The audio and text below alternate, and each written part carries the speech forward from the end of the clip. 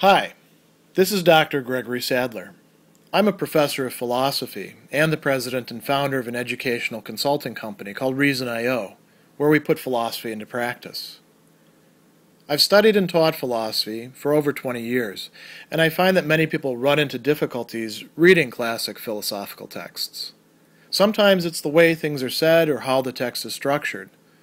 But the concepts themselves are not always that complicated, and that's where I come in.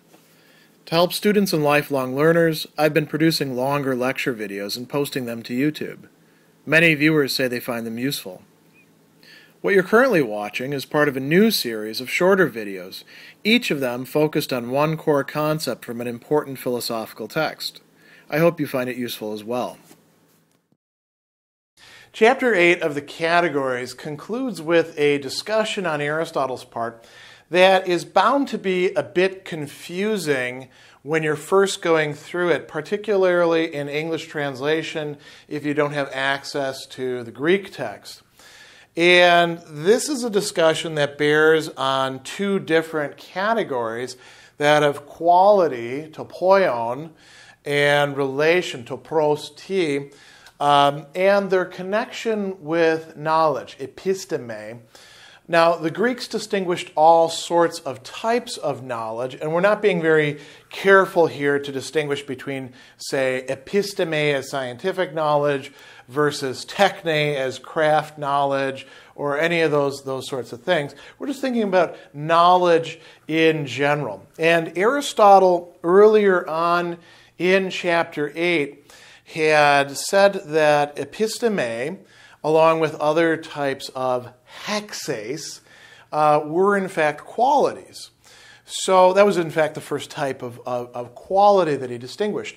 But earlier in the chapter discussing relation, he also said that we could think of knowledge as a relation to the known. So this seems to raise a puzzle or a problem. And he says somebody could make an objection to us.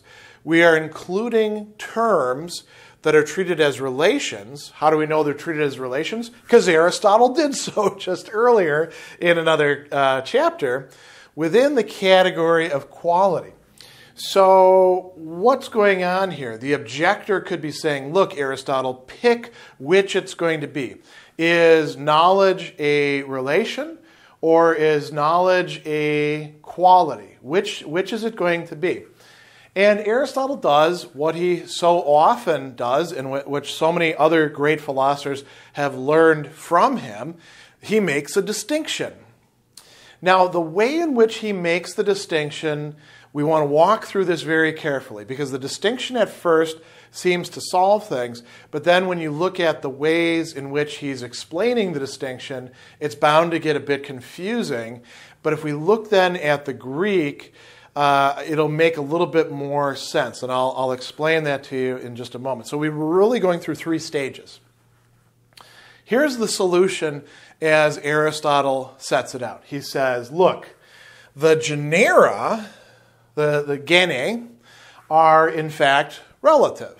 So when we think of knowledge as a genos, a type, a encompassing class of things that we have a term for, that is in fact a relation. And all the stuff that I did back in the earlier chapter discussing knowledge as a relation makes perfect sense. However, when we're talking about particular kinds, particular bodies, particular disciplines of knowledge, those are not relative. And the reason why I use the term particular here, although other translations have individual, is because he is using the term kathekasta, which we translate in that way. So he goes on, and so far so good. But we don't really understand why the particulars would not be relative. So now we want to get into his explanation. Why are the particulars not relative? So he says, look, knowledge itself, episteme, is knowledge of something. Heteru. We're going to come back to that very important Greek term in a moment. So then the explanation goes like this. He says, Knowledge is knowledge of something.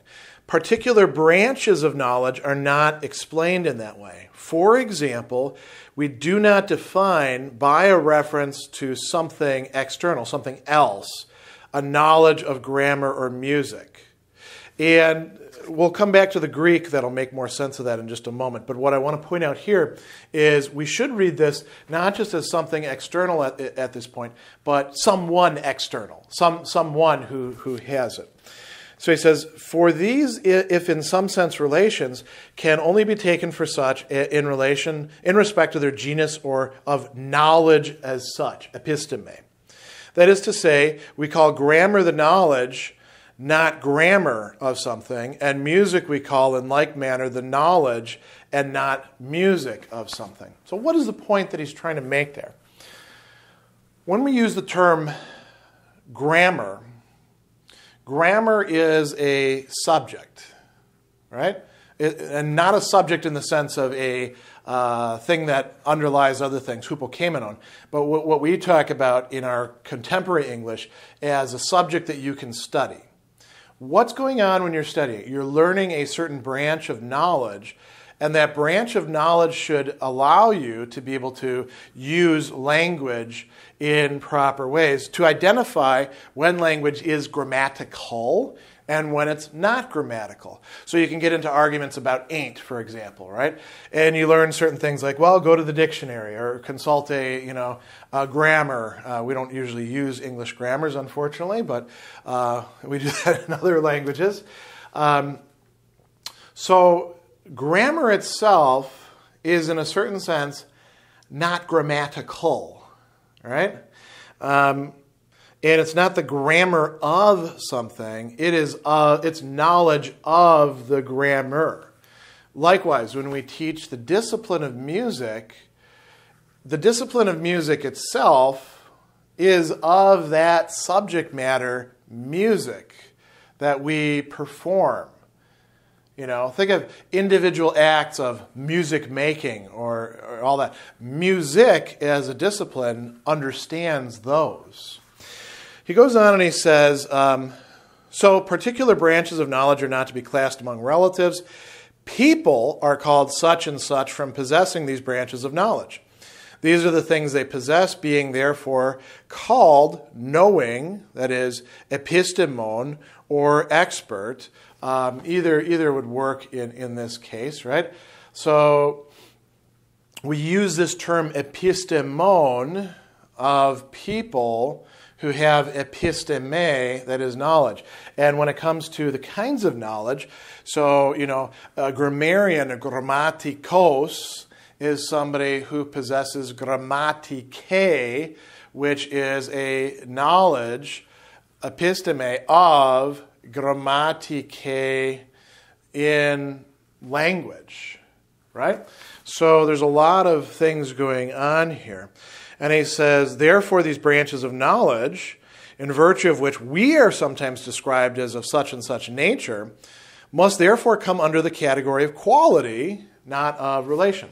What is it to be a person who actually understands grammar, as most of us are, right?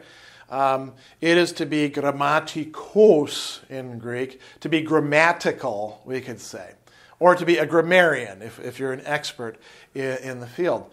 And that is a quality of the person that derives from possessing that knowledge, which is of grammar out there in language. This is a little bit difficult to wrap your head around. I want to come back to this heteru thing because I think this helps you to understand Aristotle's reasoning and to see where perhaps he's making an assumption that you might not entirely agree with. So he says, here we go, episteme, knowledge as such, as the genus, is in relation to something else, heteru. And then he says, ton de kathikasta uden auto ho per estin heteru legetai. Those things that are of particular types of knowledge in this case, right? We don't talk about them in relation to a heteru, being of something in this sense, right? So he says, so for example, we don't say that grammar is grammar of somebody else. Now, we could say that. We could say, so-and-so's English grammar. We're using grammar then in a different sense of the term. We're talking about a book that somebody wrote to convey grammar. Grammar is still, that stuff that's happening out there in linguistic expressions, just like music is what's happening out there. So he says, we call grammar the knowledge, not grammar of something, right? Hoion he grammatike legetai tinos episteme. It is knowledge of something, but it's not grammar of something. If we want to talk about the grammar of something, we would say the grammar of the English language, the grammar of the Latin tongue, right? And so Aristotle, you might think of him here as playing a little fast and loose with language. It really does work in the Greek. It's a little bit harder to convey in the English. What it comes down to is Aristotle, at the very end, he actually says, if somebody wanted to say that knowledge in these specific senses is both relation and quality, I'm not going to really have a problem with them on that. But he wants to assert that particular branches of knowledge, like farming or reading Greek or, video production, are in fact qualities that the knower would have and which could be predicated then, therefore, of that knower, rather than mere relations to what it is that is known.